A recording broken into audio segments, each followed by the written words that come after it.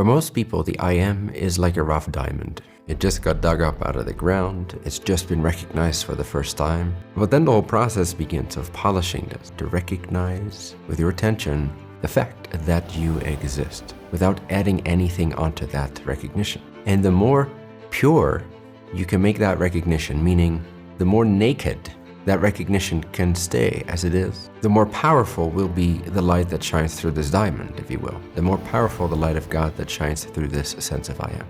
But the process of that practice is really a matter of clarification. So one of the things I often recommend to people is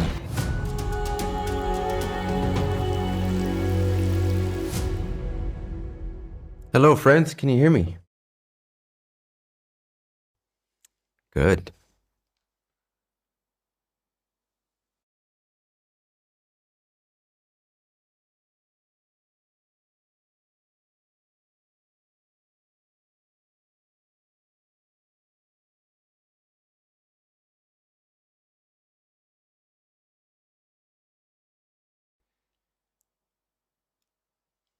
Nice to see you all.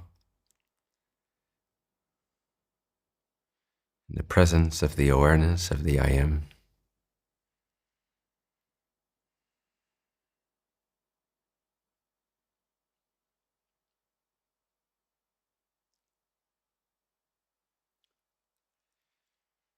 My speech might be a little bit slurred today.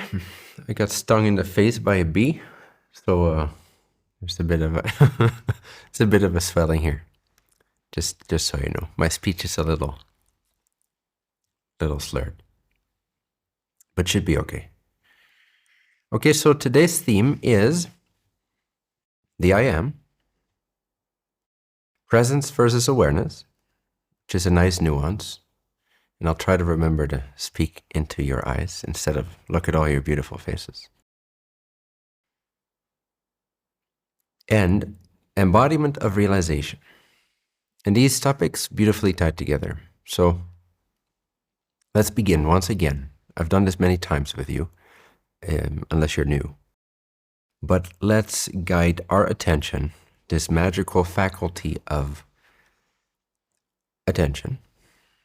You could say consciousness or awareness, ultimately, back to its own nature.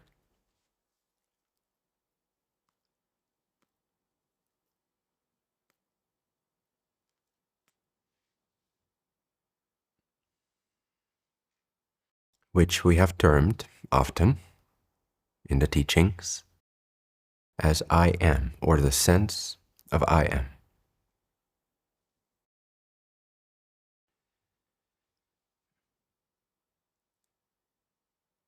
But what exactly and what actually is I am? For some of you, this will be familiar ground, familiar territory, but like I emphasized in the description for this theme today, it's so easy to forget. And what we need is repeated, clear introduction, clear entryway into a direct recognition of I am. Because every time you recognize the I am afresh, as it actually is, free from the associations that build due to forgetfulness, which I'll get to in a little bit when we talk more about presence. But every time we recognize the I am, again, afresh, in the moment, of the moment, right now, there is a timeless freshness to it. There is a renewed clarity to it in that moment that then lasts for a little bit. And then it wanes as we associate the I am again with form. So I want to emphasize a little bit more the formless nature of I am for starters, to start off this session. For most people, the I am is like a rough diamond. It just got dug up out of the ground. It's just been recognized for the first time for what it is. It's been distinguished from the dirt around it. It's been identified as a diamond. I am has been identified as I am. But then the whole process begins of polishing this, of clarifying the crystal, clarifying the diamond.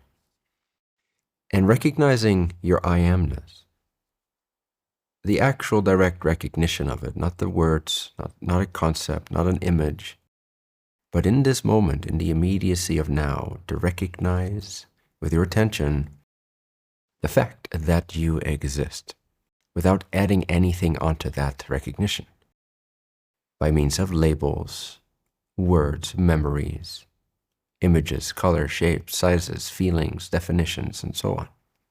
So it's, in a sense, it's a meaningless recognition of the fact that you are. And the more pure you can make that recognition, meaning the more naked that recognition can stay as it is, not being added to with meaning,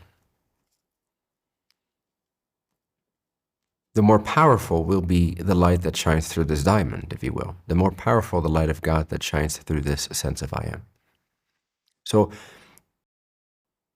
the recognition of I am is instant. It's in the moment. You could almost say it's spontaneous. It happens in a moment of remembrance. You suddenly stop and notice, as in the 2 to 5 second practice. Ah, yes, I remember myself. I remember that I am. But the process of that practice, or the journey or the evolution of that practice, is really a matter of clarification. It's a matter of purification. It's a matter of making it clear.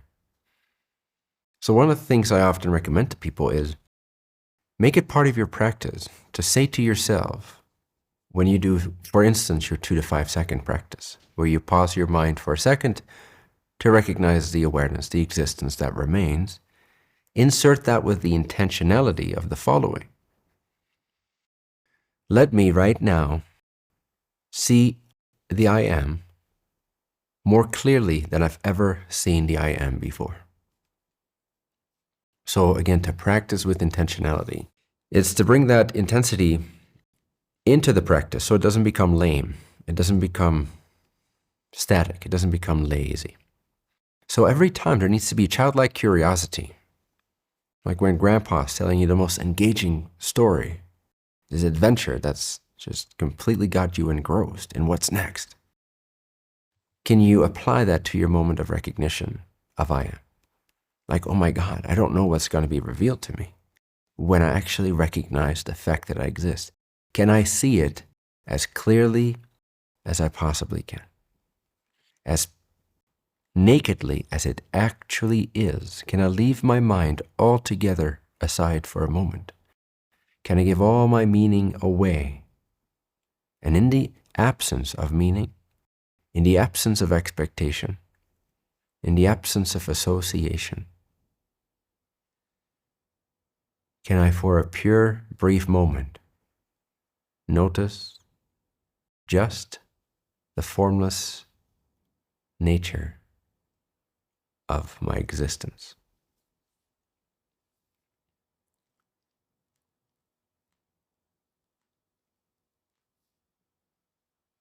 So not I am a body.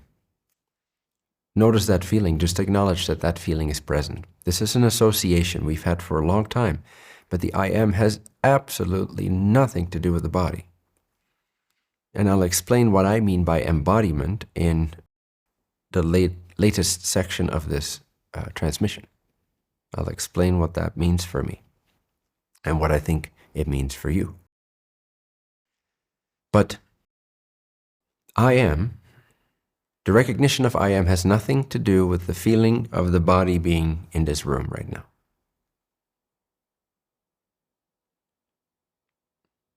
So that's an association most people have with I am. It's like, oh yeah, I am over here, and the wall is over there. Thank you, love, for my amazing iced coffee. A work of art. So I am is I am. I am is I am is I am is I am is I am. Now what if you were completely dead, or like in some kind of a coma, or you were in the deepest sleep of your life and your brain was ticking at 0.5 hertz per second? You were completely, in that sense, unconscious of the world, of your senses, of your body. You were gone. You know, if you've ever looked at someone in deep sleep or in a coma or a dead person, a dead body, then you can tell, or someone in a coma, you can tell, hey, they're not there. Or they're not here. They're not aware of their body. They're not aware of their senses. Now imagine this state for yourself, but then with the addition that you are aware, but you're just not aware of the world. And you can't even be aware of the world. It's like so far removed from your awareness. There's no concept of senses whatsoever. There's no sight, there's no sound, there's no tactile sensation, there's no taste, there's no smell, there's no world, there's no memory of your past life, meaning your current life. There's no memory. There's no sense of your family or friends or life or tomorrow or yesterday. It's all removed. A million light years in time and space removed from your awareness. But you are aware.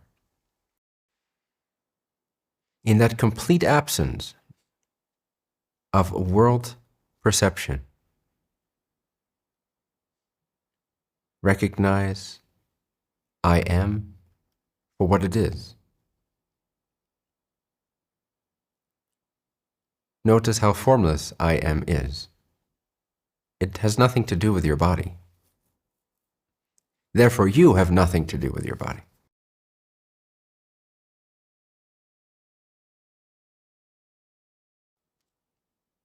Now, as an expression, as a free will that wants to express through a body, you have something to do with your body. You've created it. But as a beingness, the nature of what you are, has essentially, mechanically nothing to do with the body. The identity, the ultimate identity of your I am, is the I amness itself, which is not a word. You got to recognize this directly. It's formless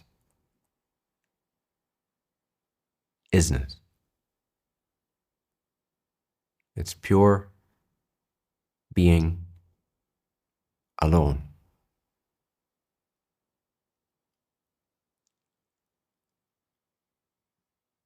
And it's everywhere, it's all the time, it's all pervasive, it's in nothing, it's in everything, it doesn't matter.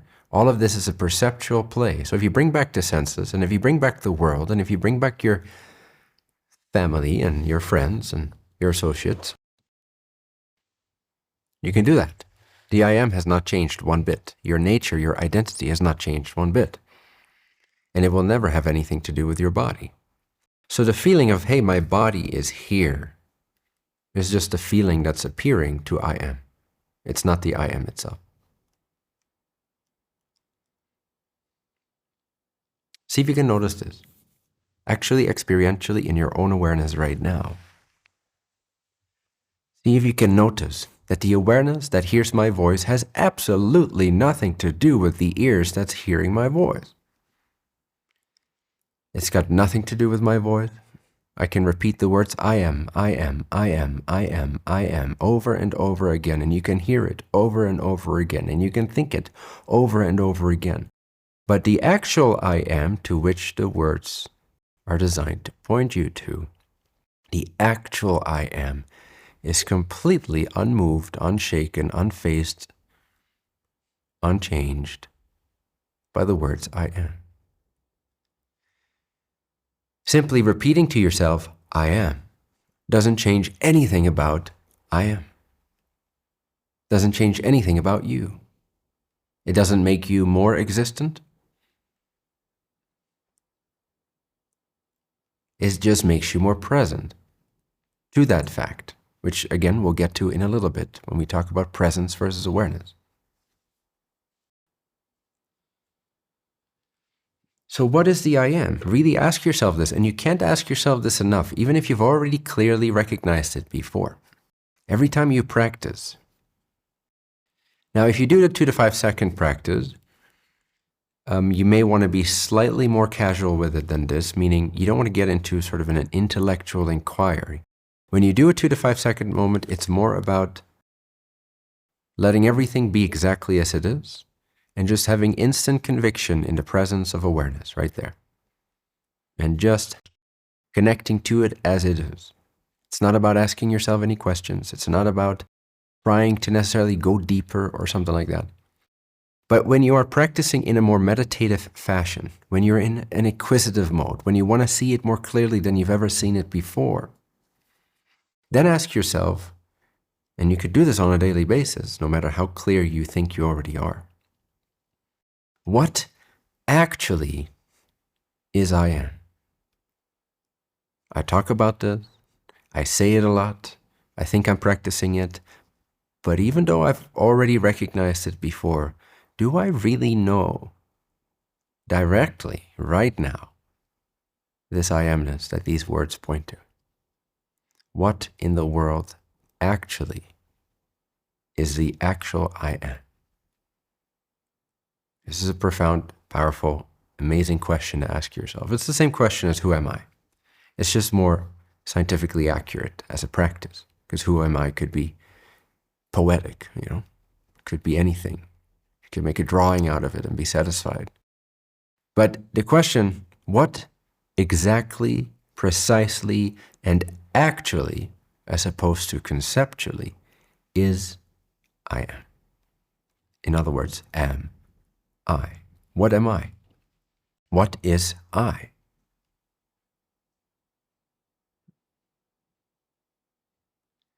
You walk around with it all the time, in the background. You talk about it at least twice per sentence. You refer to it in every interaction you have, whether verbally, instinctively, or as inferred or implied.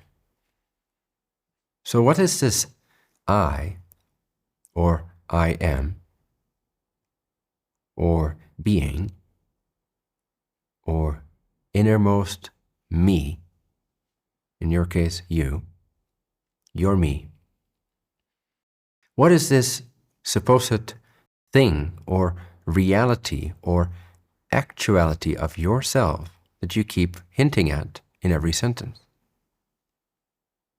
in every thought? What actually is I? Do you know? Can you tell?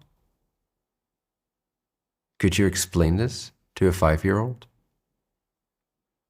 Could you explain this to the average Joe, conditioned by the matrix that you meet on the street? Can you even confidently explain it to yourself? Do you know for sure what is I am?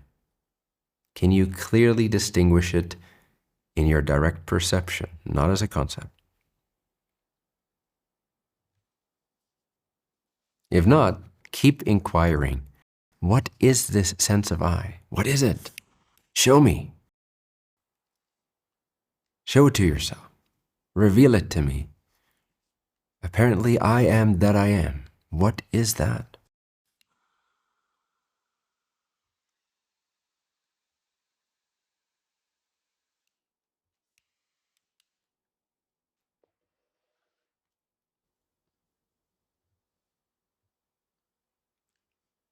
For most people, how this process then unfolds is that one of their associations comes up first. And you could see this as sort of a layered process, like removing, peeling away the layers of the onion, getting deeper and clearer and deeper and clearer and purer. But initially, when you ask yourself, okay, what is actually I am? Let me know for real, what am I? I keep talking about this, I keep reading about this, I keep meditating on it. But I shift from this experience to that experience, from this assumption to that assumption, and it all feels diluted. What actually is I? Then usually if you ask yourself this question, if you demand of yourself to know yourself, because why not? You walk around with yourself all the time, so you should demand of yourself to know exactly, not conceptually, not like Rumi, beautiful as it is, not like whatever, not poetically, no, scientifically, directly, actually in the direct observation of what it actually is, which is where Rumi's poetry came from, but you cannot always attain it through that. you need to demand of yourself to see clearly, definitively, decisively, for real, what is me.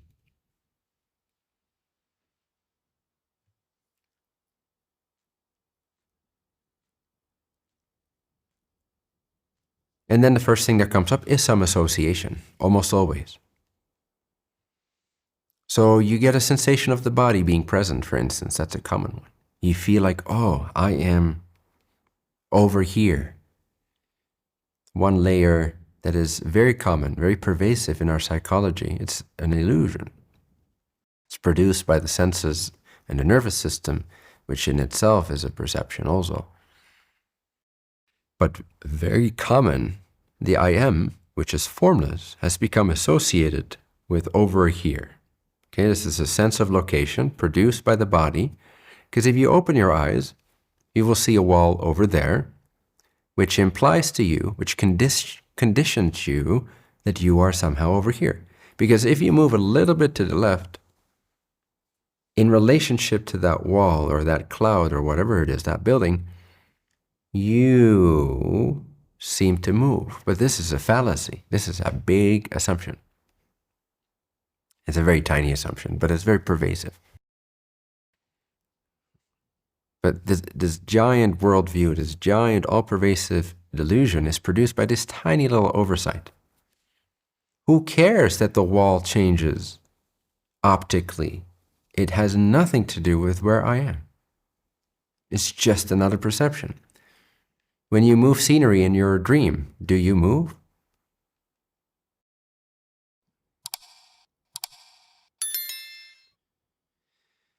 Location is one of the variables that we tend to associate I am with. Again, this is conditioned mostly by the senses. Because if I hear something over there, and then it drives from there to there, and now I hear it over there, and I see it move, and I remain here, it conditions me to imprint my formless I amness, my pure, innocent, naked Adam and Eve, with this apple of knowledge of left and right and wrong, and so on. So my senses condition me to imprint upon that formless sheet, that formless, locationless, space-like quality of source. Its first primordial quality, which is awareness, being. I imprint upon that an image, a mental projection, that this I am, which is nowhere, because location is nothing, just an idea. And I project upon it, I imprint upon it, like we imprint upon our children certain ideas. Our senses imprint upon our consciousness an idea, a groove, a projection, a holographic delusion that fills up this formless I am with the feeling of location. And then we associate that with the body. Or vice versa. The order is somewhat interchangeable.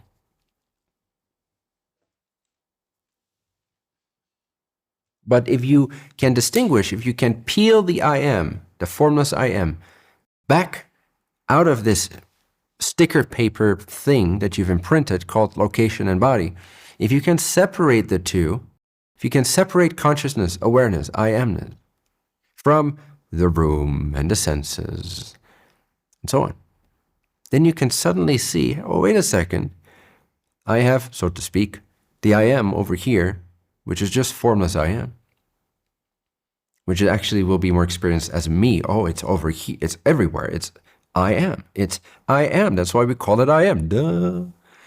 So you realize, wait a second, if I peel I am back from this false layer of location, my room, my auditory senses, my optical senses, my sensory senses, my tactile senses, if I remove that from the equation, now I can see I am as it is. I can begin to know I am undistorted. Now I can observe the feeling that I have a location, that I am a body. And if I can observe that, then I am not that, and I can be distinguished from that sense of location. I can separate myself from the feeling of being the body, because the feeling of being the body is just a perception. It's just a form appearing to what I am. So you can begin to distinguish between the actual I am and the mind that projects the form of the body and the location due to the senses upon this I amness. So if I amness is like a formless, pure, space-like field, then the image of your room and your body and your senses and your location and the feeling of that location planted in your heart or your gut or wherever, your brain, those are projections that are filling up that space and that are blinding you from knowing that space in its pure and original, conditionless formlessness, which is where its freedom and its bliss and its expansion and its self-realization lies. It's in the formlessness of the I am that we truly come to know what is me. Because me is not the body. Me does not live in the brain. Me does not have a location. So what is me? When you strip it from your feeling of location, when you strip it from your feeling of time, when you strip it from your mental delusion of having a body, then what remains?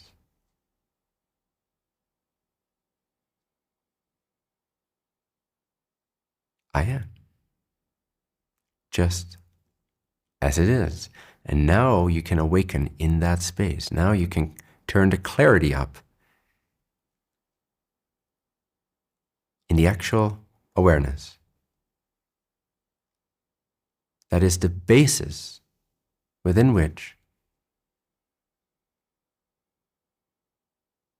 every experience occurs, including the experience of the body in a location. But remember, the experience of the body in a location is just an appearance.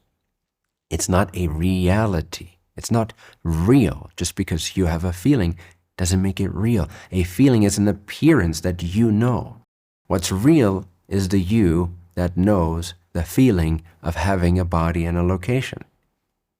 You see? But the I, the actual I am, the real I is formless. Formless. Let that sink in to your brain. Let that sink in to the dualistic mind. Let that obliterate the linear ceiling of 3D thinking. You have no form.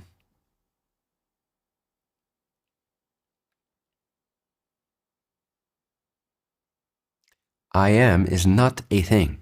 It's not this, it's not that. It's not this, it's not that. It's not this, it's not that. Keep recognizing that. Keep recognizing that. Whatever appears to me is not me. My body appears to me, thus it's not me. My feeling that, oh, the I am is over here in the heart is an experience. Therefore, it is not me because I'm experiencing it. Then what is I?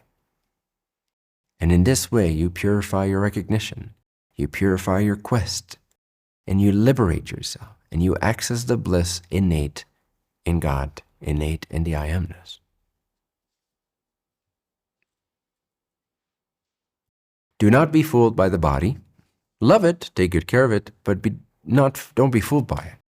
Don't be fooled by the senses. Don't be fooled by space. Don't be fooled by time. Don't be fooled by your spouse.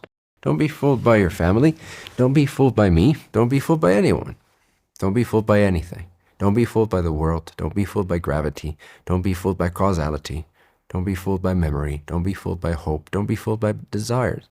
Remain undistracted as you rest in awareness, aware of awareness, purifying and clarifying its recognition of its formless self, its formless self, its formless self. Recognize the formless self. Remain in the formless self. Rest in the formless self. Spontaneously give up all form and recognize the formless self. And so on and so forth. And you liberate yourself. Enlightenment is for everyone. It's not difficult. It's not complicated. Just This requires desire and instruction, the latter of which you have. Okay, that was my spiel on I am for today. Let us move on to the distinction between presence and awareness. This is a fairly popular question at some point. And when I created Trinfinity Academy, or at least the content, my team at the time helped me create the container. But when I shaped the content, I remember deliberately making this sort of hierarchy. As I started the Enlightenment courses, first segment was titled From Person to Presence. And then the second step was called From Presence to, I think I named it Awareness. Is this right? From person to presence, from presence to awareness? I think so. So, and many people have this experience of, okay, I can be present. Let's say I hear about the I am. I hear about self-realization. I hear about enlightenment. And I start using my attention.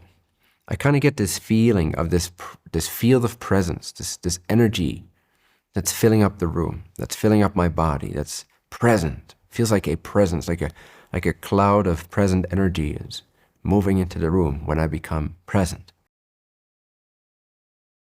And then they wonder, is that what you mean by awareness? Well, not exactly. And then they ask, okay, well, what is higher then, awareness or presence? Which one should I practice? Which one should I recognize?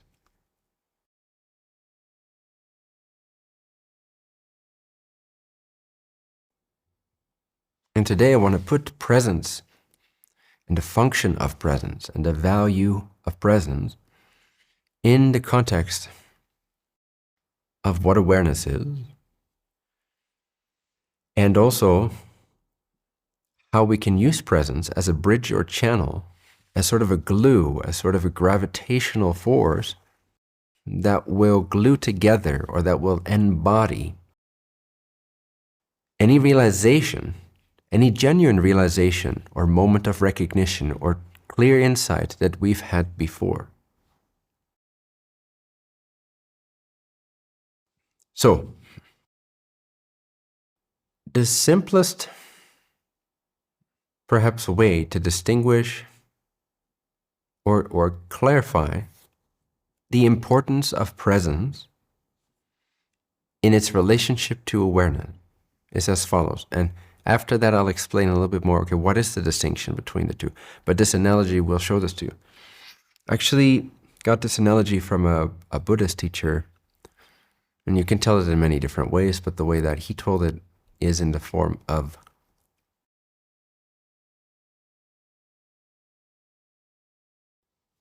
let's say that you have a cup of poison in front of you. Now, and there's other people around your table, maybe you're at a restaurant.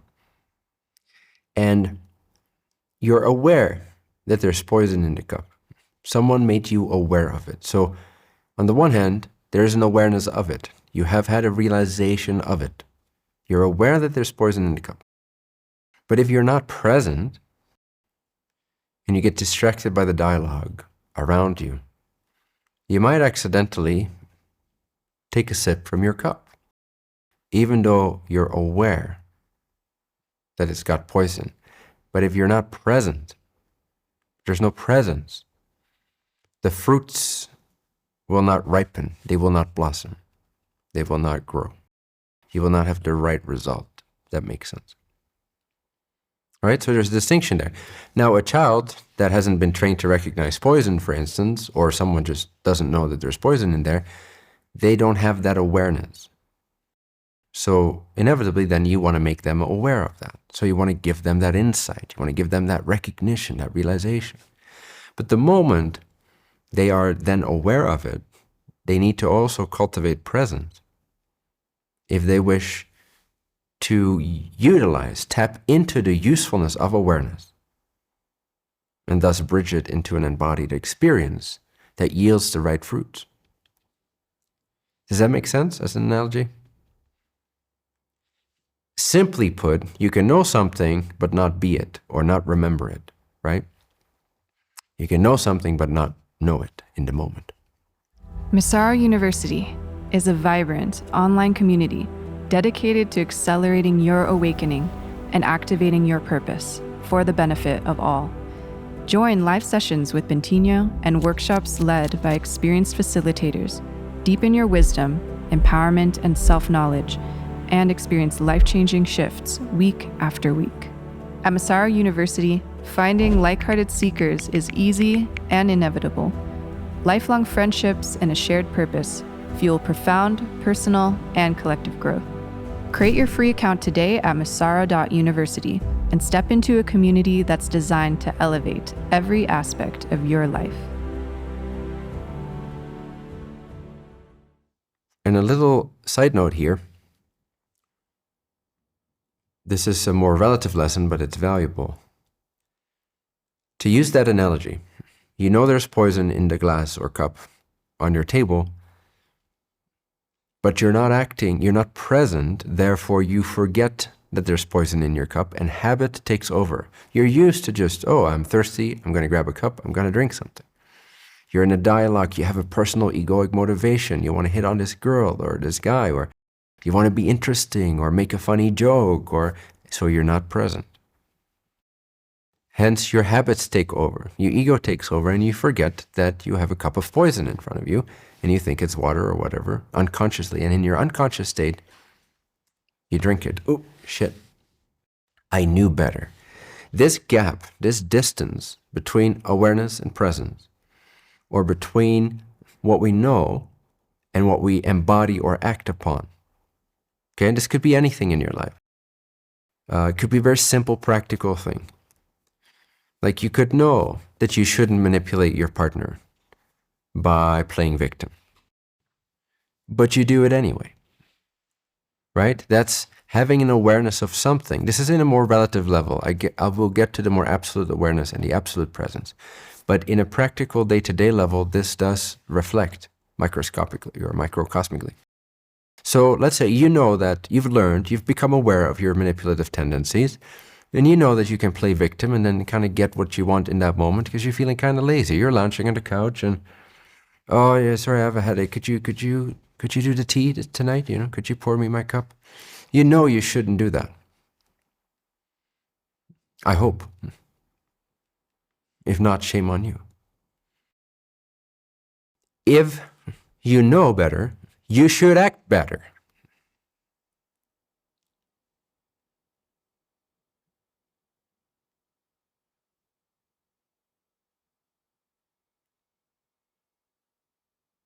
Let there be no two ways about this. If you know better, you should be better, okay?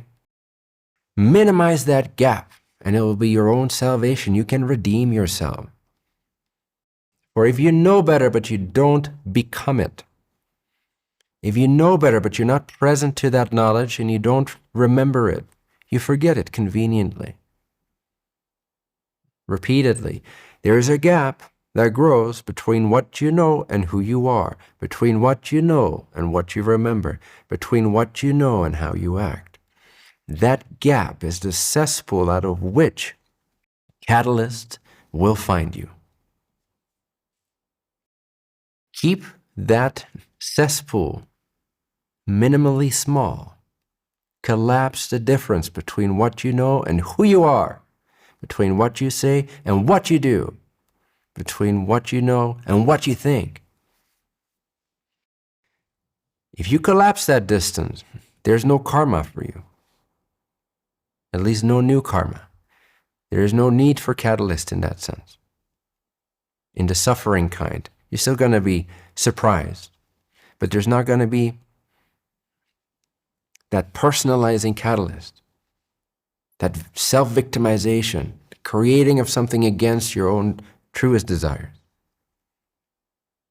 But the bigger this gap grows, the more you know and the less you implement what you know, the less consistent and congruent and constitutionally you are in alignment with what you know is better or best or highest. If you know there's poison in a cup, don't sabotage yourself. Be present to what you know so you will avoid drinking from that cup.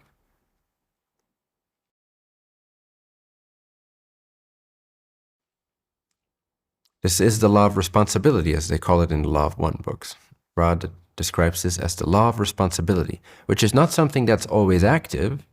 I mean, in latent form it is, but the law of responsibility kicks in the moment you know better, but you don't act according to your knowledge.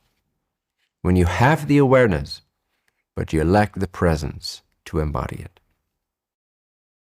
This then activates the otherwise dormant law of responsibility.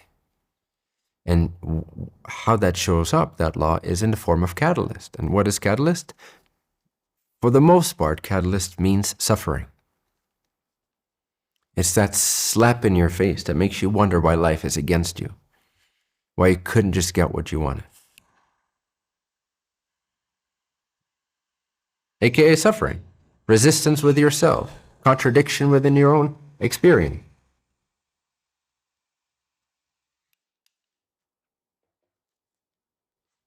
And often it doesn't feel like it's your fault, but if you understand that you've not been in congruency, meaning you've not been in alignment and integrity with what you're aware of, what you have realized, what you know better than you are being, then you see, wait a second, it is my creation. It is a reflection of myself. I'm not a victim. I'm just lazy. Okay? You're not a victim. You're just lazy. I think that would make for a nice t-shirt addition to our upcoming merch store. I'm not a victim, I'm just lazy. Or you're not a victim, you're just lazy. It's very accurate. From a spiritual point of view, from how we create our reality point of view, it's very accurate. Whenever we feel like a victim, whenever it seems like we're victimized, it's a little harsh to say like, well, you intended this. But what you can realize is that, wait a second, I'm not a victim. I've just been lazy. I know better and I've not been acting upon it. Laziness produces victimhood. So don't be lazy. Okay, side note, but relevant, I think. So, presence. What comes up for you? Just check in with yourself. If I use the word presence, because it's really ultimately synonymous with awareness, and it's synonymous with I am, and it's synonymous with God, but we can make a qualitative distinction here, an energetic distinction, because the words always land differently than other words, right? That's why this is such a science, the science of teaching, of distilling. When you mentally conjure up the word presence, presence, presence, see what you feel, see what comes up within your field.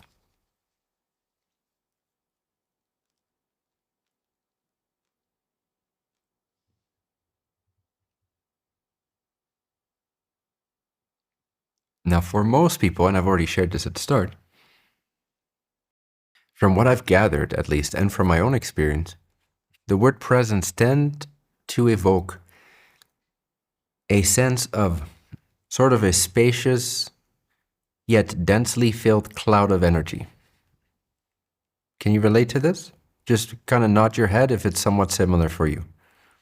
It's kind of like this, like your aura fills the room kind of feeling, and you can now feel or sense your own energy, your own presence.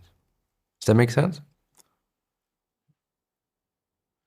Now, it might be different for you. I'm not saying this should become your way of viewing presence, but this is what I found with most people. It's something along those lines.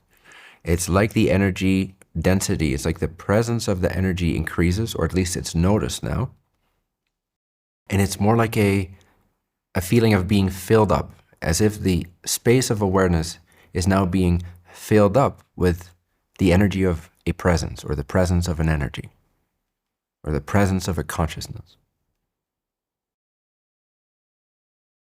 Now, when I say the word awareness, just by itself, without presence, just repeat to yourself a few times, mentally project the word awareness.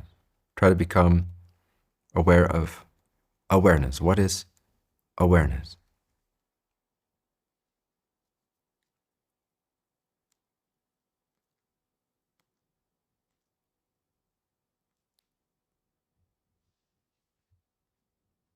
Now, for most people,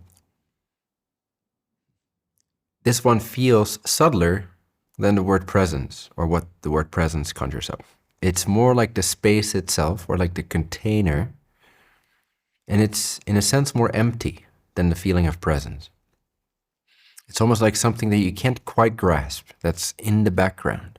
It's like the space behind your spaceship in which your body is living. Right? And it's harder to grasp. It's less tangible. It's more formless even than present. Kind of nod your head if this is somewhat close to your, how does it conjures up for you? How does this experience? Okay, nice. So I see most people nodding. Obviously, there's going to be nuanced differences for each individual, but this is kind of how people universally seem to experience presence versus awareness. Now, which one is the real thing? Which one is you? Well, neither is you, because you are the absolute reality beyond even awareness. But that is completely indescribable and intangible, and can only be realized through one very specific avenue or pathway, which is not the intention of this talk. But in terms of hierarchy, awareness is realer, it's more real, it's more timeless, it's more stable, it's more permanent than presence. So presence is kind of like the fart of awareness, and it's optional. It's like that exhaust pipe of awareness. It's the expression of awareness. But awareness exists whether or not it farts, whether or not it becomes present, whether or not it has a sense of its own presence.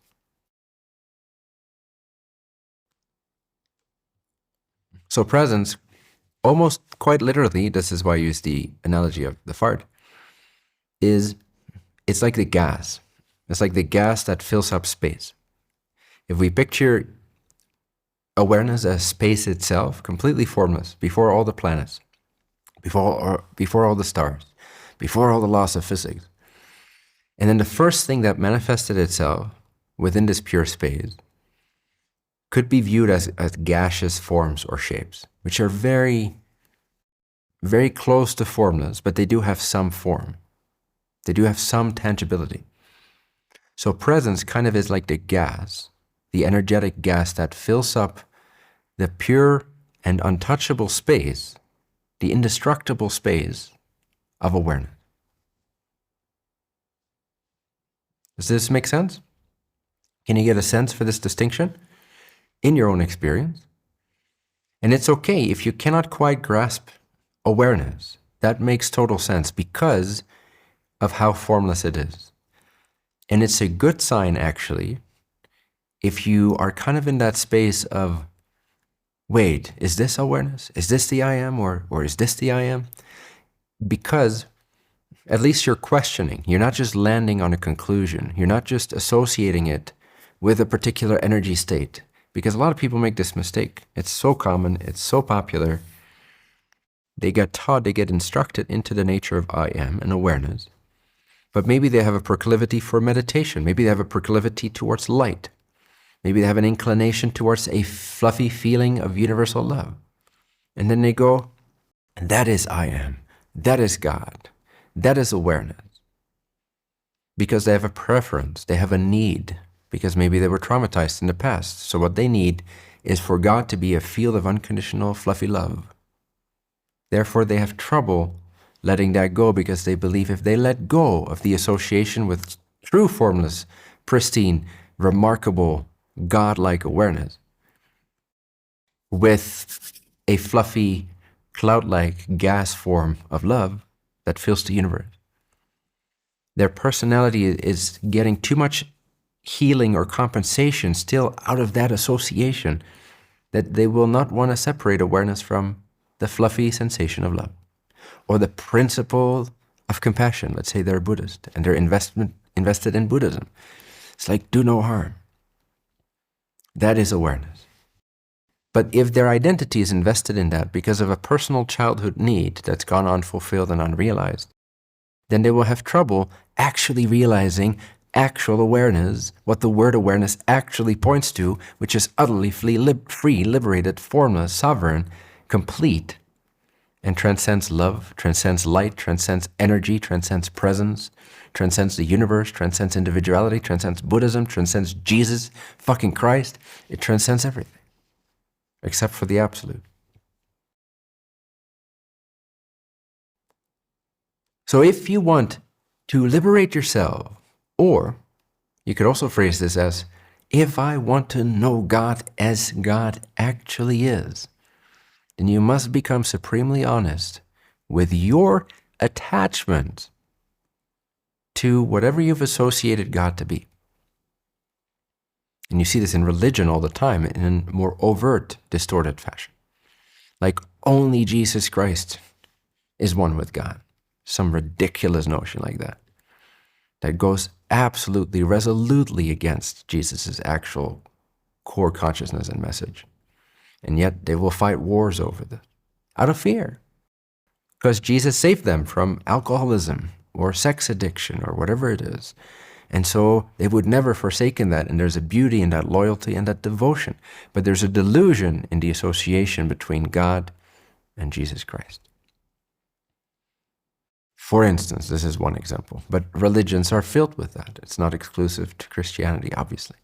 But you have to understand that you are a little religion builder, okay? Your mind is a little religion builder. So you got to look for, where is my religion holding me back from true realization, from truly unifying with God? Jesus was in union with God. Hence the expression, the Son of God.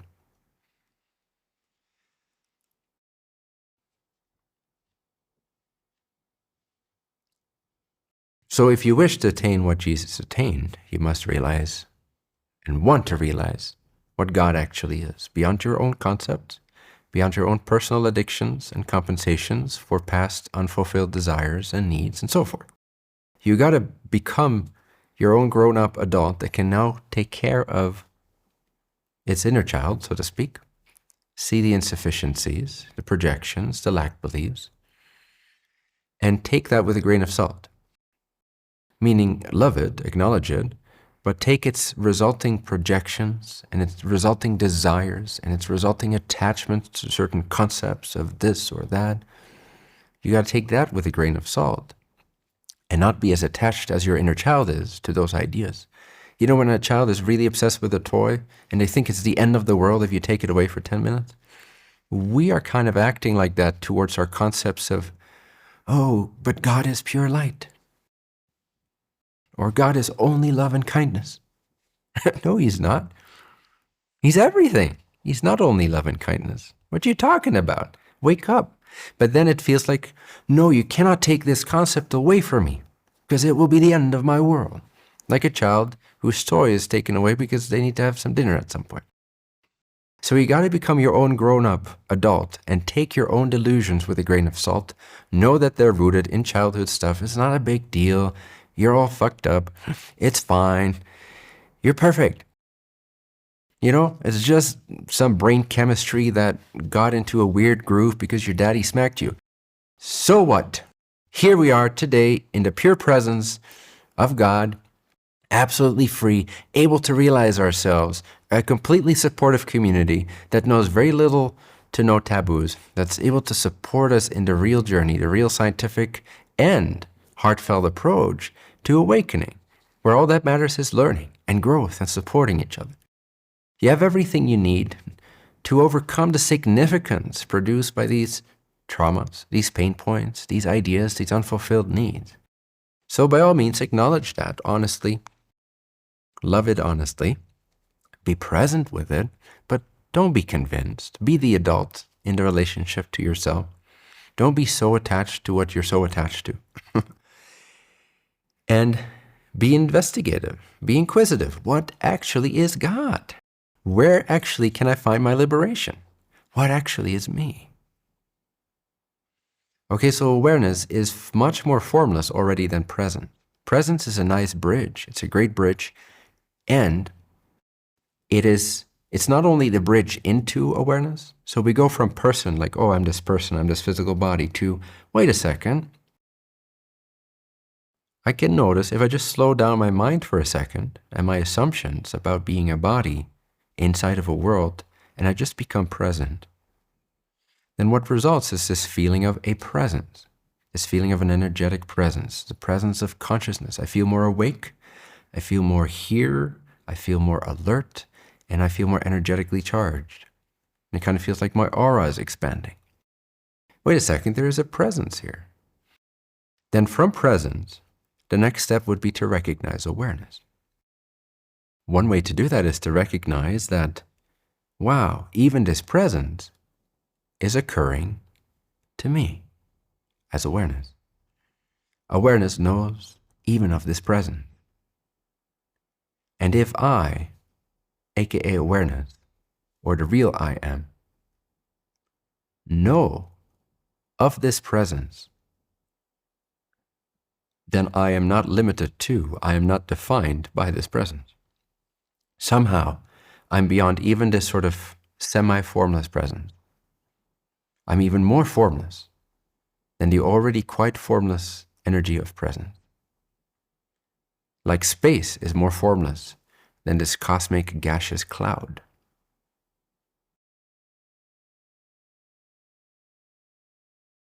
So therein you can begin to recognize that purer level of the I am. You can pull away one more association, one more layer between presence and awareness.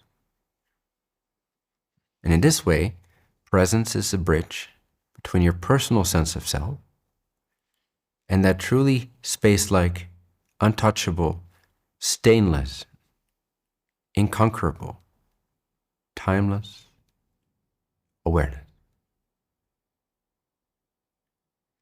And then, presence can also be the anchor or the gravitational well, the force, which helps you anchor in a realization of awareness, a recognition of awareness, as well as any other genuine spiritual breakthrough insight you've ever had.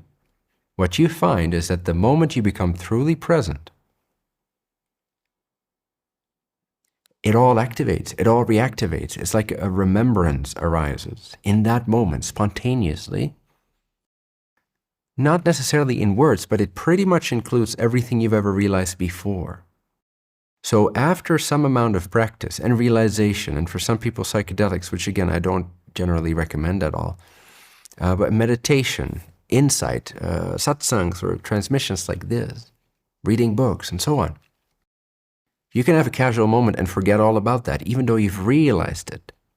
But the moment you become present, let's say hypothetically you've had 113 realizations that were genuine before that moment, the moment you become present, it is like the glue that brings back the remembrance, that brings back everything you had realized. All these 113 realizations stream back into your natural wisdom in that moment, and now you're embodied in your realizations.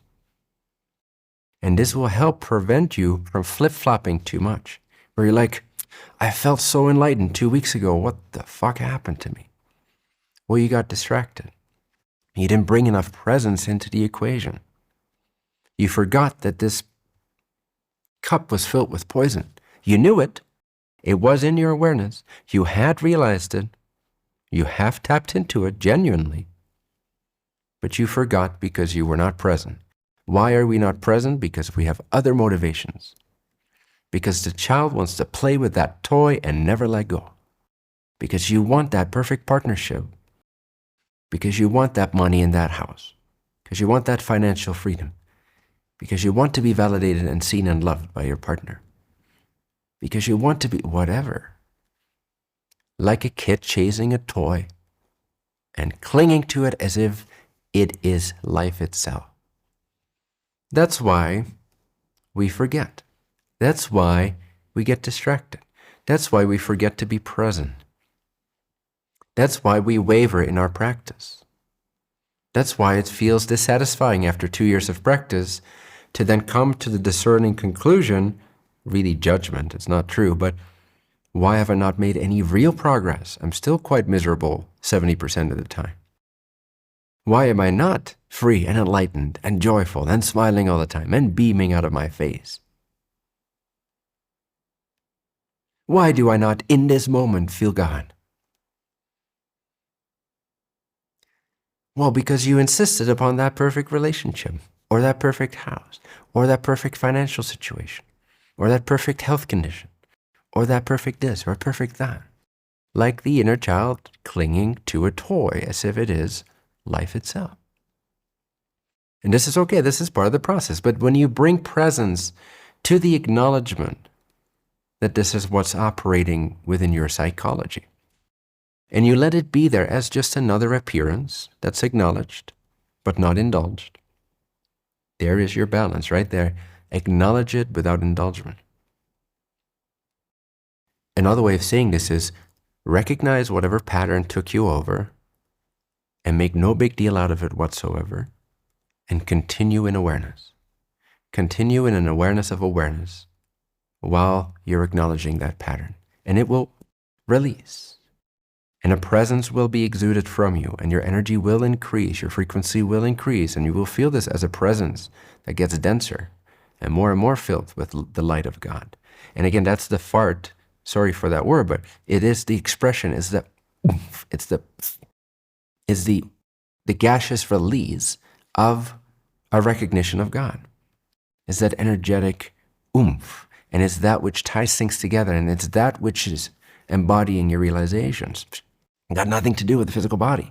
The physical body is just another extension of that embodiment process, and it will be reflected in your body and through your body.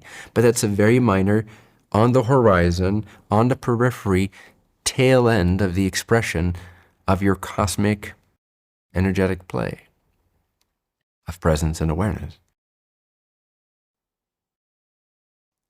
So embodiment means to bring presence to the present moment, so that in that presence there is a natural, spontaneous remembrance of all the realizations you've had before, of everything that you know from a timeless, formless level of yourself. And it's all tied together into that presence. That presence then becomes your governor, becomes your instructor, it becomes your healer, it becomes your source of expression, your fuel, your energy for life, where your motivations or inspirations arise from.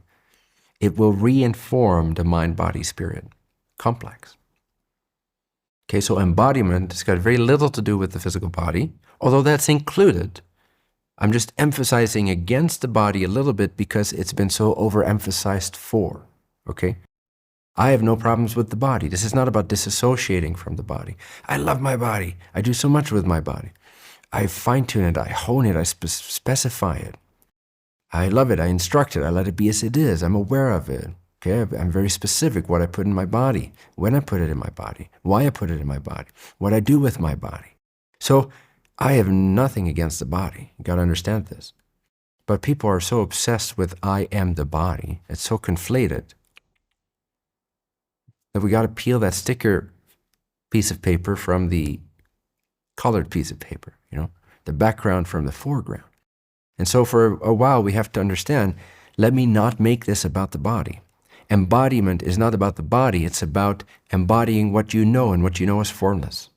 What you know is timeless. What has been realized can never be unrealized. It can only be forgotten due to a lack of mindfulness or presence. So bring that presence into your now, and you will organically bring back instinctive memory and wisdom of all that you've realized before.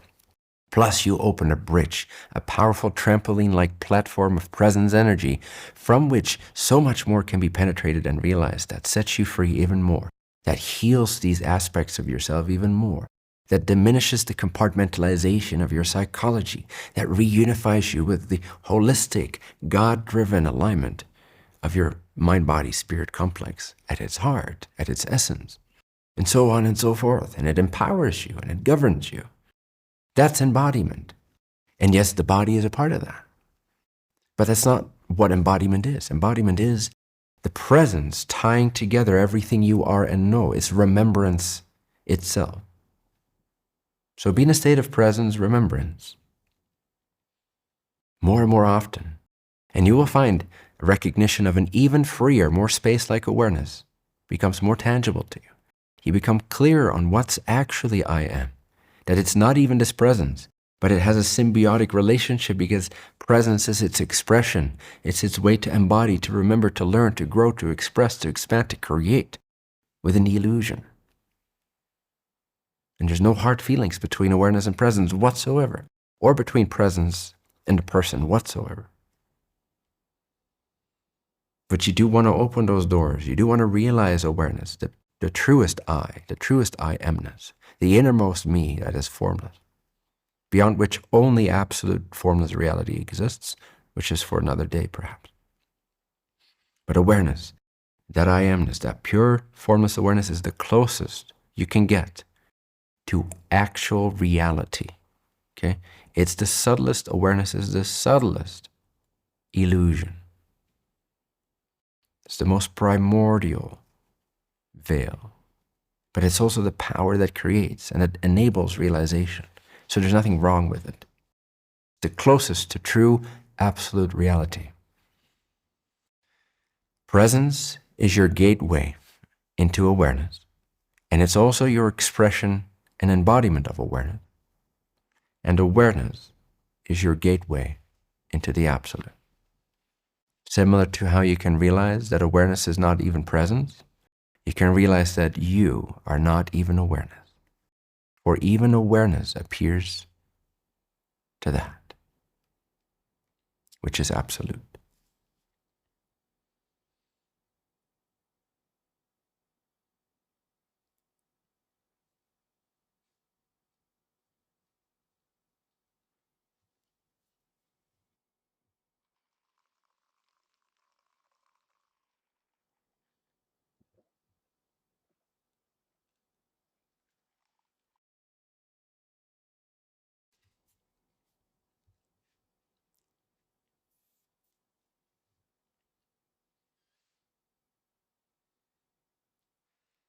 In presence, everything is made easy, natural. Timing is effortless. Wisdom is yours. Compassion is authentic. Yourself becomes diminished, blended into the environment. You become more and more one with all that is, naturally. Your concepts of spirituality and religion and what God is begin to take a backseat, and what God actually is becomes self-evident. Any question shall be answered from this present. Easy, easy.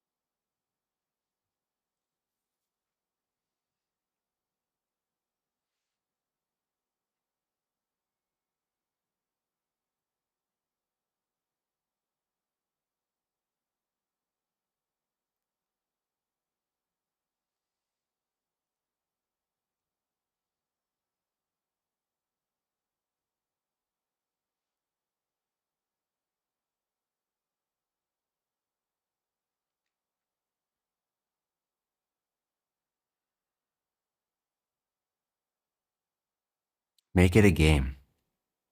So when your toy is taken away as a child, just replace it with another game. So when that perfect partnership doesn't happen, or your financial situation goes down the drain, and you're crying like a little child in the aisle, feeling sorry for yourself, pretend there's this adult that comes in and that says, hey, I have another game for you. How about you try to put all your hopeless obsession into this instead? And you present yourself with the following game. How present can I get? I know I've been present before. I know I can be somewhat present now. But have I ever tried to break the world record of being present? How present would I have to become to enter the Guinness World Record book, whatever, of most present ever.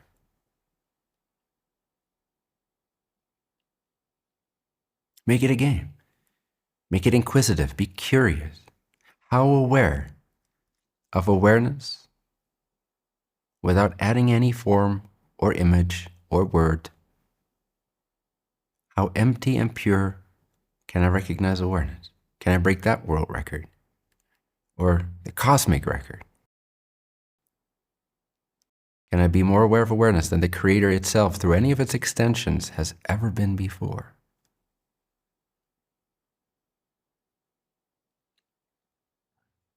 Can I be the clearest consciousness to ever have lived? Make it a game. Distract yourself from all these little things that are transient, that you're so obsessed with, as if they are life itself, and are nothing but false hopes and appearances that have nothing to do with you and what you truly desire. You don't even know yourself, so how can you claim to know what you want? Find out what you are, then see what you desire. Until then, make it a game to realize who you are. Distract yourself with the practice of undistractedness. This is how you can perform an internal spiritual coup on the ego's domain. Lure it into its own oblivion by means of a fun little exercise that it can win at. Can I become world champion at presence? Then I will get the girl. Then I will get the financial situation.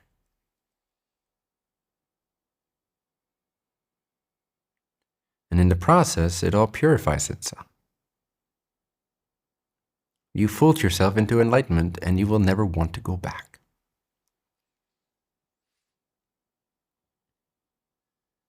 Be the adult between the two of you. Thank you for watching this Bentinho live session. Bentinho now hosts these transformative live sessions completely free, offering profound insights and guidance to support your journey. To attend the next live session with Bentinho, simply visit massaro.university and follow the instructions to create your free account.